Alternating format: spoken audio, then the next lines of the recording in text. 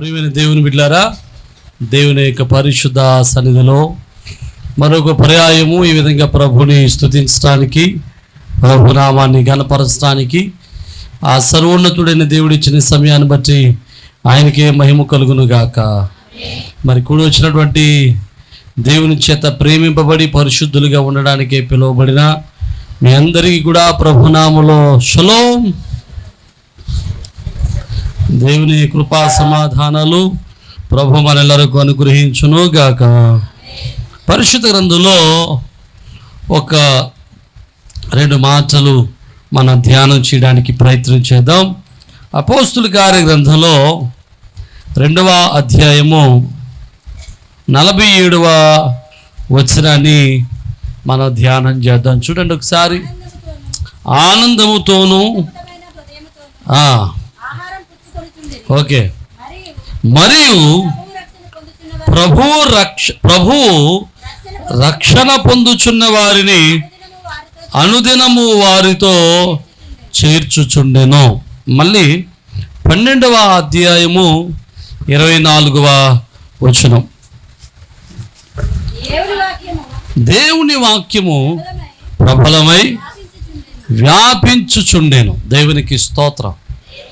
ఈ 2 వచనాల యొక్క భావాన్ని, అందులో ఉన్నటువంటి పరమార్థాన్ని మనం ఒకసారి పరిశీలన చేయడానికి ప్రయత్నం చేద్దాం.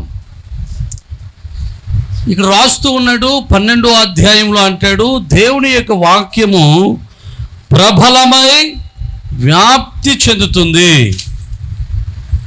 ఈ 2వ అధ్యాయంలో అంటాడు, ప్రతిదినము కూడా రక్షణ పొందుచున్న వారిని ప్రభువు సంఘములో చేర్చుతున్నాడట. దేవునికి స్తోత్రం. అంటే సంఘములో ప్రతిరోజు కూడా ఎంతో కొంతమంది కొత్తవారు చేరుతూనే ఉన్నారు. సంఘములో ఉన్నటువంటి ప్రజల ద్వారా, సంఘము ద్వారా వాక్యము ఆ దేశమంతా కూడా వ్యాప్తి చెందుతూ ఉంది. ఈరోజు ఈ మాటలు మన జ్ఞాపకం చేసుకుంటే, సంఘము అభివృద్ధి చెందుతుంది, సంఘము క్షేమాభివృద్ధి చెందుతుంది. రోజు రోజుకి కొంతమంది చేరుతూ ఉన్నారంటే సంఘం అభివృద్ధి చెందుతుంది అంటారా? సంఘము క్షేమాభివృద్ధి చెందుతుంది, అభివృద్ధి చెందుతుంది. అయితే సంఘం ఇంత క్షేమాభివృద్ధి చెందటానికి ఆ రోజుల్లో ఉన్నటువంటి అనుకూల పరిస్థితులు ఏంటంటారు? అనుకూలమైన పరిస్థితులు ఉన్నాయా అని ఆలోచన చేస్తే, ఈరోజు ఉన్నటువంటి పరిస్థితుల కంటే ఆ రోజు మరింత గడ్డు పరిస్థితులు. సంఘము క్షేమాభివృద్ధి చెందడానికి అనుకూలమైనటువంటి పరిస్థితులు ఆ రోజుల్లో లేవు. జాగ్రత్తగా ఆలోచన చేస్తే, యేసుక్రీస్తు ప్రభుల వారు చనిపోయిన తర్వాత చూడండి, యోహాను సువార్త 20వ అధ్యాయం, యోహాను సువార్తలో 20వ అధ్యాయంలో 19వ వచనంలో చూస్తే, ఆదివారమున సాయంకాలమున శిష్యులు యూదులకు భయపడి తాము కూడిన ఇంటి తలుపులు మూసుకుని ఉన్నారు. చూడండి, ఇశ్రాయేలీయులు లేకపోతే యేసుక్రీస్తు ప్రభుల వారి యొక్క శిష్యులు యూదులకు భయపడి వాళ్ళకి ఒక ఇంటిలోనికి వెళ్ళి తలుపేసుకుని కూర్చున్నారు. అంటే ఒక ఇంట్లోకి వెళ్ళి తలుపేసి కూర్చున్నారంటే అర్థం ఏంటి? వాళ్ళకి భయం వేసింది. ఏ భయం వేసింది అంటే ప్రాణ భయం వేసింది. ఎందుకు ప్రాణ భయం వేసింది? అప్పటికే యూదులందరూ కలిసి గట్టిగా యేసు ప్రభువును సిలువ వేసేశారు. అప్పటికే యూదులందరూ కలిసికట్టుగా ఒక తీర్మానం తీశారు. ఎవరైనా యేసుని కానీ, యేసుని క్రీస్తుని కానీ, యేసుని కానీ ఒప్పుకున్నట్లయితే వారిని సమాజ మందిరంలో నుంచి వెలివేస్తాం అని చెప్పి అప్పటికే యూదులందరూ కూడా, మత పెద్దలందరూ కూడా ఒక తీర్మానం తీసుకున్నారు. ఇప్పుడు వీరి నాయకుడైనటువంటి క్రీస్తు వారే మరణాన్ని పొందితే ఇక మా జీవితం ఏంటో అన్నట్టుగా శిష్యులు భయపడి, యూదులకు భయపడి ఒక ఇంటిలోనికి వెళ్ళి తలుపేసుకుని కూర్చున్నారు. తర్వాత పరిశుద్ధాత్మ దేవుడు వారిని అభిషేకించారు. యెరూషలేములో వారు నివాసం ఉన్నారు. యెరూషలేములో మార్కు గారి ఇంట్లో వారు ప్రార్థన చేయగా దేవుడు వారి మీద పరిశుద్ధాత్మ శక్తిని కుమ్మరించాడు. ఆనాటి నుండి వారు శక్తివంతులై సువార్తను ప్రకటించడం మొదలుపెట్టారు. జాగ్రత్తగా ఆలోచన చేస్తే ఒక ప్రక్కన సంఘము మీదకి శ్రమలు వస్తున్నప్పటికీ, ఒక ప్రక్కన సంఘం మీదకి శోధన వస్తున్నప్పటికీ, ఒక ప్రక్కన యూదులు సంఘం మీద విరుచుకుపడుతున్నప్పటికీ, మరొక ప్రక్కన సౌలు అనేటువంటి ఒక మతోన్మాది సంఘం మీద విరుచుకుపడి సంఘాన్ని పాడు చేస్తున్నప్పటికీ అక్కడ సంఘము మాత్రం ఏమాత్రం కూడా భయపడకుండా ప్రతి దినము కూడా సంఘము క్షేమాభివృద్ధి చెందుతూనే వచ్చింది. దేవునికి స్తోత్రం చెప్దాం. హల్లెలూయా. ఈరోజు నేను చెప్పాలనుకున్నటువంటి మాట ఏంటంటే, శ్రమలు కలిగినప్పుడు సంఘ క్షేమాభివృద్ధి ఎలా జరుగుతుంది? శ్రమలు వచ్చినప్పుడు క్షేమాభివృద్ధి ఎలాగా? శ్రమలలో సంఘం ఎలా క్షేమాభివృద్ధి చెందుతుందో ఈరోజు కొన్ని విషయాలు మనం నేర్చుకోవడానికి మనం ప్రయత్నం చేద్దాం. జాగ్రత్తగా ఆలోచన చేస్తే ప్రస్తుత వారంలో, గతించిన వారంలో భారతదేశంలో, మన ఆంధ్రదేశంలో, మన రాజమండ్రిలో ఒక పాస్టర్ గారిని చంపేశారు అనుకుంటున్నాం. వాళ్ళందరూ అంటున్నారు హత్య అంటున్నారు, కొంతమంది ఏమో ప్రమాదం అంటున్నారు. కానీ మనకు కనబడేది ఏంటంటే, మనకు ఉన్నటువంటి ఆధారాలను బట్టి, అక్కడ ఉన్న పరిస్థితులను బట్టి అది హత్య, అది కావాలని ప్రీ ప్లాన్డ్గా చేశారు అనేటువంటిది క్రైస్తవుల యొక్క వాదన. జాగ్రత్తగా ఆలోచన చేస్తే ఎక్కడో రాజస్థాన్లోనో, గుజరాత్లోనో, ఉత్తరప్రదేశ్లోనో ఆయా స్థలాల్లో, ఆయా జిల్లాల్లో క్రైస్తవులు చంపేస్తున్నారంటే, మణిపూర్లో క్రైస్తవులు చంపేస్తున్నారంటే ఏదో అనుకున్నాం. అది ఎక్కడి వరకు పాకింది? మన వరకు, మన ఇంటి పక్క వరకు వచ్చేసేది. ఇప్పుడు భారతదేశంలో రాజస్థాన్ లాంటి రాష్ట్రాల్లో, గుజరాత్లో, లేకపోతే ఉత్తరప్రదేశ్లో, ఛత్తీస్గఢ్లో, ఒడిశా కొన్ని ప్రాంతాల్లో వాక్యం ప్రకటించడానికి లేదండి, సంఘాలు పెట్టుకోవడానికి లేదండి. అక్కడ చాలా ఇబ్బంది పడతా ఉన్నారు. ఇలాగే కూడుకుని ప్రార్థన చేసుకోవడానికి అవకాశం లేదు. నేనంటాను, అలాంటి పరిస్థితులు మనకు రాకమునిపే, మనకు రావు అనుకోవడానికి లేవు. ఎందుకంటే ఇప్పటికే ఆంధ్రప్రదేశ్లో సగం బీజేపీ ప్రభుత్వమే ఉంది. ఉమ్మడి ప్రభుత్వం అంటే అర్థం ఏంటి? ఆల్రెడీ బీజేపీ ప్రభుత్వమే ఇక్కడ నడుస్తుంది. కాబట్టి మనం ఇక్కడ రాదు అనుకోవడానికి లేదు. అది రాకమునిపే మనం సంతోషంతో ప్రభువుని ఇక్కడ ఆరాధించుదుము గాక. హల్లెలూయా.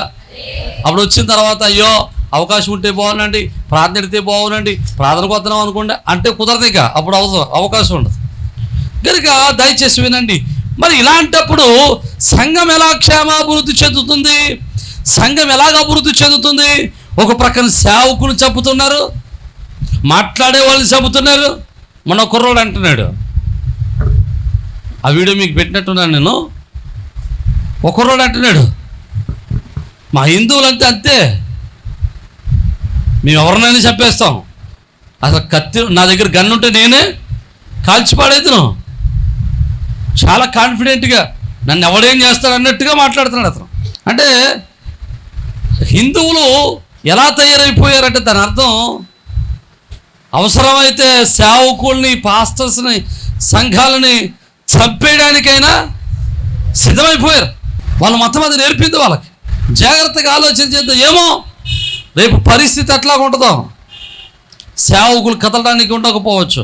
ఇప్పటికే చాలా వాట్సాప్ గ్రూపుల్లో కూడా అంటున్నారు చాలామంది, సేవకులను ఎక్కడికి వెళ్ళొద్దు, సేవకులు ఎక్కడికి వెళ్ళకండి, సేవకులు ఒంటరిగా ప్రయాణం చేయకండి, సేవకులు ఒంటరిగా ఉండొద్దు. ఇప్పటికే చాలా గ్రూపుల్లో వార్నింగ్స్ ఇస్తున్నారు సేవకులకి, జాగ్రత్తగా ఉండండి, జాగ్రత్తగా ఉండండి, ఒంటరిగా ఎక్కడికి ప్రయాణం చేయొద్దు అని. ఏమో ఎప్పుడు ఎవరి మీద ఏ టార్గెట్ పడుతుందో తెలీదు. కనుక సేవకులు ఏమైపోతారో తెలీదు. మరి సంఘం ఎలాగ అభివృద్ధి చెందుతుంది?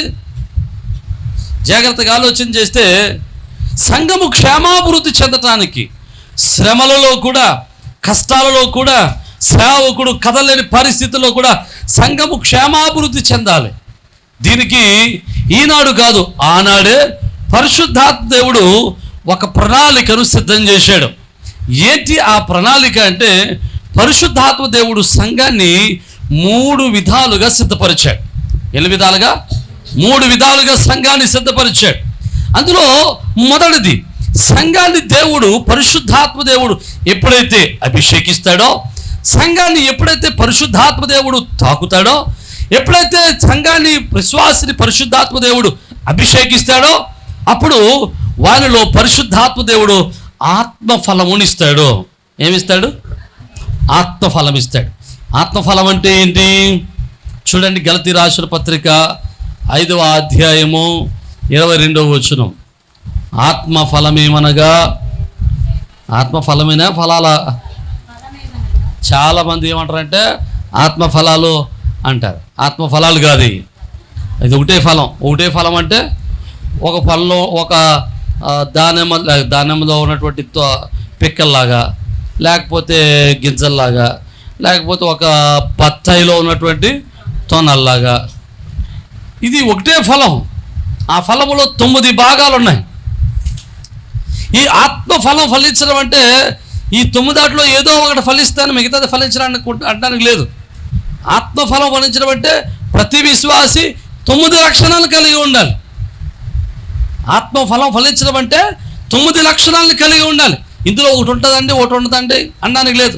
ఆత్మఫలములు ఏంటంటే అక్కడ అంటున్నాడు, ప్రేమ, సంతోషము, సమాధానము, దీర్ఘశాంతము, దయాలత్వము, మంచితనము, విశ్వాసము, సాత్వికము, ఆశ, నిగ్రహము. ఈ 9 ఉండాలి. పరిశుద్ధాత్మ దేవుని చేత తాకబడిన ప్రతి విశ్వాసి, పరిశుద్ధాత్మ దేవుడు ఇచ్చినటువంటి మహావరం ఏంటంటే ఆత్మఫలము ఫలించుట. ప్రతి ఒక్కరూ ఆత్మఫలము ఫలించాలి. ఆత్మఫలం ఫలించడం అంటే ఈ 9 లక్షణాలని మనం ధరించుకున్న వారమై ఉండాలి. 9 లక్షణాలని కలిగిన వారమై ఉండాలి. అయ్యగారు, నాకు ప్రేమ ఉంది కానీ దీర్ఘశాంతం లేదండి కదండి. విశ్వాసం ఉంది కానీ ప్రేమ లేదండి. మంచితనం ఉంది కానీ దయాలత్వం లేదండి అనడానికి లేదండి. ఒకటి ఉందండి, ఒకటి లేదంటానికి లేదు. ప్రతి విశ్వాసులో ఈ 9 లక్షణాలను ఇముడ్చుకొని ఉండాలి. ఈ 9 లక్షణాలు కలిగి ఉండాలి. నా మాటలు అర్థమైతే దేవునికి స్తోత్రం. హల్లెలూయా.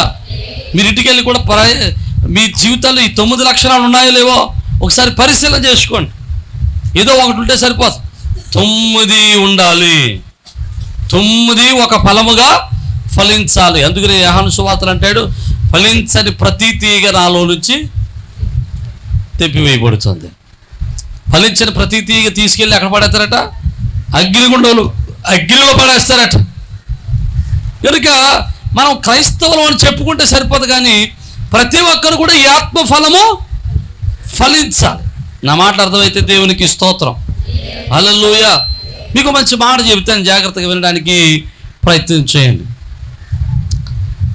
ఆత్మఫలం ఎలాగ పనిచేస్తుందో. ఇప్పుడు ప్రవీణ్ పగడాల గారిని ఎవరో చంపారు. తన భార్య ఒక స్టేట్మెంట్ ఇచ్చారు. ఏమనంటే, ఆ చంపిన వాళ్ళందరినీ మేము క్షమించేస్తున్నాం. గ్రహం స్టీవెన్ గారని, గ్రహం స్టైన్ అనేటువంటి ఒక దైవజనుని ఒరిస్సాలో చంపేశారు. పెట్రోల్ పోసి పాస్టర్ గారిని, పాస్టర్ గారి 2 పిల్లలను కూడా ఒకేసారి చంపేశారు. పెట్రోల్ పోసి చంపేశారు. వ్యాన్లో పడుకుంటే వ్యాన్ అంటించేశారు. వాళ్ళందరినీ పట్టుకున్నారు, కేసు పెట్టారు. వారికి శిక్ష ఖరారైంది.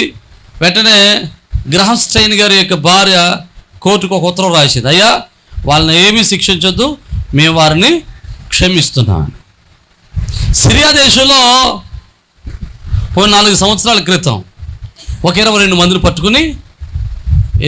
పట్టుకుని సముద్ర పోటుకు తీసుకెళ్ళి 22 మంది ఒకేసారి 22 మంది పీకల కోసి చంపేశారు, క్రైస్తవులు అయినందుకే. ఆ తర్వాత వాళ్ళ భార్యలందరూ కలిసి ఒక స్టేట్మెంట్ ఇచ్చారు. ఏంటో తెలుసా? అయ్యా, మా భర్తలు చంపినందుకు మేము బాధపడతలేదు, మా భర్తలు హతసాక్షులుగా దేవుని దగ్గర ఉంటారు, కానీ మా భర్తలను చంపిన వారిని మేము క్షమిస్తున్నాం అన్నారు. దేవునికి స్తోత్రం. మీకు విషయం చెప్పిన ఒక దైవజనుడు వాక్యం చెబుతూ మాట చెప్పాడు. ఆ 22 మందిలో, అంటే 22 మందిని చంపినటువంటి 22 మందిలో ఒక 2 ఈ మాటలు విని వారి హృదయాలు చలించబడిన వారై ఇప్పుడు దేవుని పని చేస్తున్నారట. నమ్మితే దేవునికి స్తోత్రం చెప్పు. హల్లెలూయా. ఆత్మఫలం అలా పనిచేద్ది. శత్రువును కూడా మిత్రుడిగా మారుస్తుంది, కఠినుడిని కూడా మెత్తని హృదయంగా మారుస్తుంది. నమ్మితే దేవునికి స్తోత్రం చెప్పు. హల్లెలూయా. ఎదుటివాడు ఎంత మూర్ఖుడైనా నువ్వు ఆత్మఫలము నీలో ఉంటే, ఆత్మఫలం ఫలించేవాడిగా ఉంటే, ఎదుటి వ్యక్తిని మార్చగలిగిన సామర్థ్యత ఆత్మఫలము కలిగిన వ్యక్తిలో ఉంటుంది. నమ్మితే దేవునికి స్తోత్రం. హల్లెలూయా. కనుక పరిశుద్ధాత్మ దేవుడు సంఘ క్షేమాభివృద్ధి కొరకు మొట్టమొదటిగా పరిశుద్ధాత్మ దేవుడు సంఘానికి ఇచ్చినటువంటి ఒక పద్ధతి ఏంటంటే, ఒక క్రమం ఏంటంటే, ఒక విషయం ఏంటంటే, ఆ యొక్క పరిశుద్ధాత్మ దేవుడు అందరికీ ఆత్మఫలమును ఇచ్చాడు. దేవునికి స్తోత్రం. కనుక మనం ఆత్మఫలమును ఫలించవలసిన వారమై ఉన్నాము. రెండవది, ఇక సంఘ క్షేమాభివృద్ధి చెందటానికి పరిశుద్ధాత్మ దేవుడు చేసినటువంటి రెండవ పని ఏంటంటే, ప్రతి ఒక్కరికి కూడా కృపావరాలను పంచిచ్చాడట. ఏంటది కృపావరాలు? ఏమిటి చూడండి. అపోస్తలుడైన పౌలు కొరింథీ సంఘానికి రాసినటువంటి మొదటి పత్రిక 12వ అధ్యాయము 4వ వచనం చూద్దాం. కృపావరములు నానా విధములుగా ఉన్నాయి. ఆత్మ ఒక్కడే, రైట్. పరిచర్యలు ప్రభు ఒక్కడే. నానా విధములైన కార్యములు గలవు గాని అందరిలోనూ అన్నిటినీ జరిగించేవాడు దేవుడు అక్కడే. అయినను ఇక్కడ కృపావరాల గురించి చెప్తున్నాడు.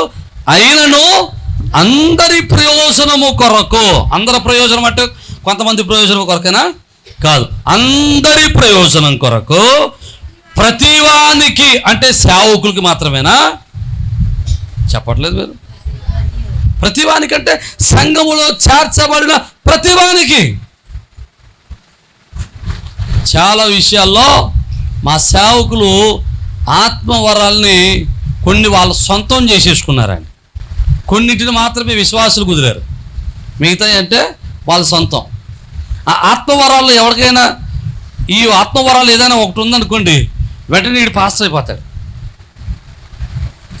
ఆత్మవరం ఉంది అని కన్ఫర్మ్ అయితే చాలు, ఇంకా పాస్టర్ అయిపోతాడు. కానీ వాక్యం ఏం చెప్తుందో తెలుసా?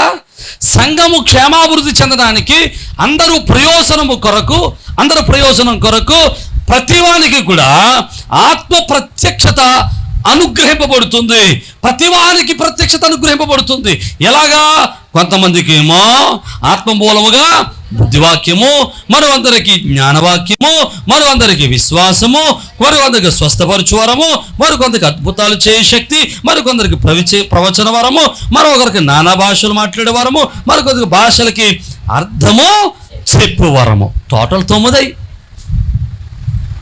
ఈ 9 వరాలను, కృపావరాలను సేవకులకు మాత్రమే కాదు పరిశుద్ధాత్మ దేవుడు ఇచ్చేది, ప్రతి విశ్వాసికి ఇస్తాడు. నమ్మితే దేవునికి స్తోత్రం చెప్పు. హల్లెలూయా. ఆత్మవరాలు సేవకులకు మాత్రమే కాదు. ఇది మరలా చెప్తున్నాను, ఆత్మవరాలు విశ్వాసులకు కూడా దేవుడిస్తాడు.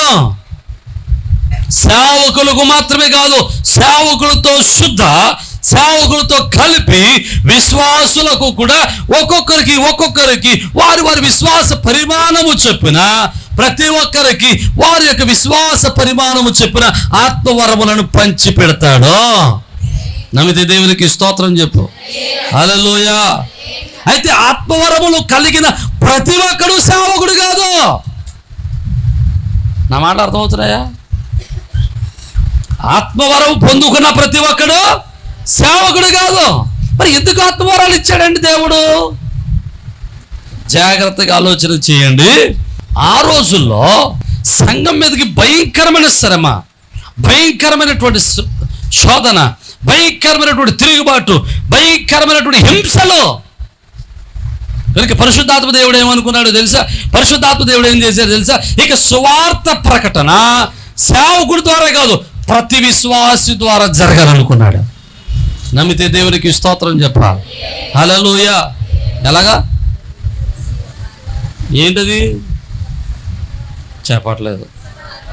సువార్త ప్రకటన ప్రతి విశ్వాసి ద్వారా జరగాలంతే. అందుకోసమే బైబిల్లో మనం ఒక వ్యక్తిని జ్ఞాపకం చేసుకుంటే చూడండి, అపోస్తుల కార్య గ్రంథం 8వ అధ్యాయంలో మనకు ఒక వ్యక్తి కనబడతాడు. ఆయన పేరు ఫిలిప్పు. చూడండి 8:5. అప్పుడు ఫిలిప్పు సమరయ పట్టణమునకు వెళ్ళి క్రీస్తును వారికి ప్రకటించు. చూడండి, హూ ఇస్ దిస్ ఫిలిప్? ఈ ఫిలిప్పు ఎవరు? సేవకుడు కాదు. జాగ్రత్తగా వినాలి, సేవకుడు కాదు. ఎవరు ఈ ఫిలిప్పు? శిష్యుడు కాదు. ఎవరు ఫిలిప్పు? ఎవరు ఫిలిప్ అంటే అంతకుముందు 6వ అధ్యాయంలో ఏర్పరచబడినటువంటి 7 పెద్దల్లో ఒకడు. 7 పెద్దల్లో ఒకడు. ఈ 7 పెద్దల్లో ఒకడు చెదిరిపోయిన సంఘంతో పాటు ఇతడు చెదిరిపోయాడు. సంఘం మీదకి శ్రమ వచ్చింది, అందరూ చెదిరిపోయారు. 4వ వచనం చూడండి, చెదిరిపోయిన వారు సువార్త వాక్యమును ప్రకటించు సంచారం చేస్తారు. చెదిరిపోయిన వాళ్ళందరూ కూడా సువార్త ప్రకటించుకుంటూ వెళ్ళిపోతున్నారు. ఎవరైనా అందరూ విశ్వాసులే. ఆ విశ్వాసులందరి పేరు రాయలేదు, కానీ అందులో ఒక పేరు రాస్తున్నాడు, ఫిలిప్పు పేరు రాస్తున్నాడు. ఈ ఫిలిప్పు ఏం చేస్తున్నాడు? సమరయ పట్టణానికి వెళ్ళి సువార్తను ప్రకటించాడు. దేవునికి స్తోత్రం చెప్తాను. హల్లెలూయా.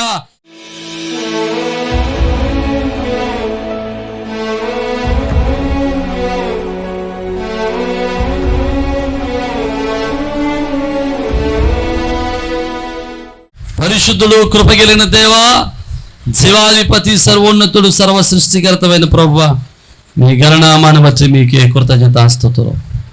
వినిన వాక్యాన్ని మా హృదయంలో నాటింపచేయండి ప్రభువా. అవును ప్రభువా, నువ్వు దయగల దేవుడువు నాయనా, మమ్మల్ని స్థిరపరిచిన దేవుడువు. అవును నాయన, సంఘ క్షేమాభివృద్ధి కొరకే ఆత్మఫలము ఇచ్చావు, ఆత్మ కృపావరమును ఇచ్చావు, పరిచర్య ధర్మాలను ఇచ్చావు. ఆయా ఆత్మఫలము ఫలించిన వారమై, కృపావరమును పొందుకున్న వారమై సువార్తను ప్రకటిస్తూ ఆయా పరిచర్య ధర్మములోని నీ సేవకులకు లోబడుతూ నీ కృపను పొందడానికి సహాయంగా ఇచ్చాను. ఆయా కృపావరం పొందినంత మాత్రాన అయ్యా మేము సేవకులం కాదు, కానీ కృపావరం పొందినంత మాత్రాన మేము గొప్పవారం కాదు, కానీ అయ్యా మేము తోటి వారిని ప్రేమించుకుంటూ ఒకరినొకరు ఉపచారం చేసుకుంటూ అయ్యా నీ సేవకులకు లోబడు మనస్సు మాకు దయచేయండి. మీ కృప చేత నడిపించి మీరు మహిమ పొందమని, అయ్యా యువతండి సంఘమును విస్తరింపచేసి మీరు మహిమ పొందమని యేసు పరిశుద్ధ నామం బట్టి మనం స్తుతించి వేడుకొనుచున్నాము మా పరమ తండ్రి, ఆమేన్. ప్రభునందు ప్రియ సజీవ స్వరం అనేటువంటి యొక్క వర్తమానాన్ని వింటున్నటువంటి మీ అందరికీ ప్రభునాన్ని బట్టి శుభాలు. మీ గృహాలలో మీతో కలిసి ఏ విధంగా ప్రభువును ఆరాధించడానికి ప్రభు ఇచ్చిన సమయాన్ని బట్టి ప్రభువుని స్తుతిస్తూ ఉన్నాను. ప్రతిదినం మీరు వీక్షిస్తున్న ఈ వర్తమానాలను బట్టి మీరు ఆశీర్వదింపబడుతున్నారని మేమెంతగానో ప్రభునందు ఆనందిస్తూ ప్రభువును స్తుతిస్తూ ఉన్నాం.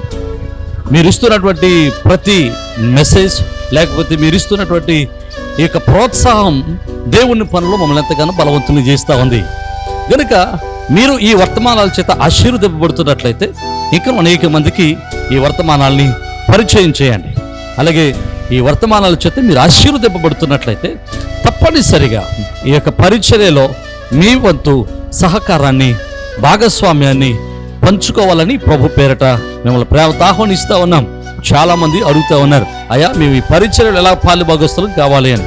చాలా సంతోషం. దేవుడు మీకు ఇచ్చిన భారాన్ని బట్టి ప్రభునందు ఆనందిస్తూ ఉన్నాను. తప్పనిసరిగా మీరు కూడా మాతో కలిసి ఈ యొక్క సత్య సువార్తను, ఈ యొక్క ఆత్మీయమైన వర్తమానాలను అనేక మందికి అందించటంలో మీ వంతు కూడా ఖచ్చితంగా సహకారాన్ని అందించవచ్చు. కనుక ఈ స్క్రీన్ మీద కనబడుతున్న నెంబర్లకి ఖచ్చితంగా ఫోన్ చేయండి. తగినటువంటి ఆలోచనలు, సలహాలు, ఎలాగో మీరు ఈ పరిచర్యలో బాల్య భాగస్తులు కాగలరో మేము మీకు తెలియపరుస్తాం. అలాగే మీరు ఈ వర్తమానాల చేత ఆశీర్వదింపబడుతున్నట్లయితే, ఒకవేళ మీరు ఇప్పటి వరకు ఏ సంఘానికి వెళ్ళని వారైతే, ఏ మందిరానికి అటెండ్ కాని వారైతే తప్పనిసరిగా మిమ్మల్ని మా మందిరానికి, మా సహవాసానికి ప్రేమతో ఆహ్వానిస్తూ ఉన్నాం. చక్కని అపోస్తుల యొక్క బోధ, ఆత్మీయమైనటువంటి ఆరాధన, ప్రేమతో కూడినటువంటి సహవాసము, చక్కని ప్రేమతో కూడినటువంటి ఆదరణ, సంఘాల్లో సంఘం ద్వారా పొందడానికి మిమ్మల్ని ప్రేమతో ఆహ్వానిస్తూ ఉన్నాం. ఒకవేళ మీరు ఏకైనా మందిరాల్లో ఆల్రెడీ ఒకవేళ మందిరాల్లో కట్టబడి ఉన్నట్లయితే తప్పనిసరిగా ఆదివారపు ఆరాధన మందిరంలో జరిగేటువంటి కూడికలలో పాల్గొనటం మానేయదు. తప్పనిసరిగా మీ మందిరాల్లో బలవంతులై శ్రేష్ఠులై దేవుని పనులు బలవంతులుగా ఎదగాలని మిమ్మల్ని ప్రేమతో ఆహ్వానిస్తున్నాం. ఒకవేళ ఎక్కడా మీరు పరిచర్యలో ఏ పరిచర్యకు ఏ సహవాసానికి ఒకవేళ మీరు అట్టుకట్టి ఉండకపోతే, ఏ సహవాసులు మీరు పాలిభాగస్తులుగా ఉండకపోతే తప్పనిసరిగా మిమ్మల్ని ప్రేమతో ఆహ్వానిస్తూ ఉన్నాం. మన పరిచర్యల ద్వారా ఇంకా అనేకమైనటువంటి పరిచర్యలు జరుగుతూ ఉన్నాయి. ప్రతి నెల అనాథల పరిచర్య చేస్తూ ఉన్నాం. ఈ అనాథల పరిచర్యలో చాలామంది యవన బిడ్డలు తమ యవన కాలంలో తమ యొక్క భర్తలను కోల్పోయిన వారు ఉన్నారు. అలాగే చిన్న చిన్న పిల్లలు పెట్టుకుని వారు పోషిస్తున్న వారు ఉన్నారు. వారిని పోషించడానికి దేవుడు మాకు ఇచ్చినటువంటి ఆలోచన బట్టి ప్రతి నెల కొంత సహాయాన్ని చేస్తున్నాం. ఇంకా ఆ సహాయాన్ని అనేక మందికి పంచాలని ఆశపడుతూ ఉన్నాం. ఇలాంటి దేవుని పరిచర్యలో మీరు కూడా మీ యొక్క సహకారాన్ని ప్రేమతో అందించవచ్చు. అలాగే ప్రతి నెల సెకండ్ సాటర్డే మన మందిరంలో చిన్న పిల్లల ప్రోగ్రాం జరుగుతుంది. ఇది ప్రతి నెల జరుగుతూ ఉంది. మీరు కూడా మీ పిల్లలు దేవునిలో ఆత్మీయంగా బలపడాలని ఆశపడితే తప్పనిసరిగా మీ పిల్లల్ని ఆ యొక్క చిన్నపిల్లల ప్రోగ్రానికి, కింగ్డమ్ చిల్డ్రన్స్ అనేటువంటి ప్రోగ్రానికి మీ పిల్లలు కూడా ప్రోత్సహించండి. తప్పనిసరిగా పంపించండి.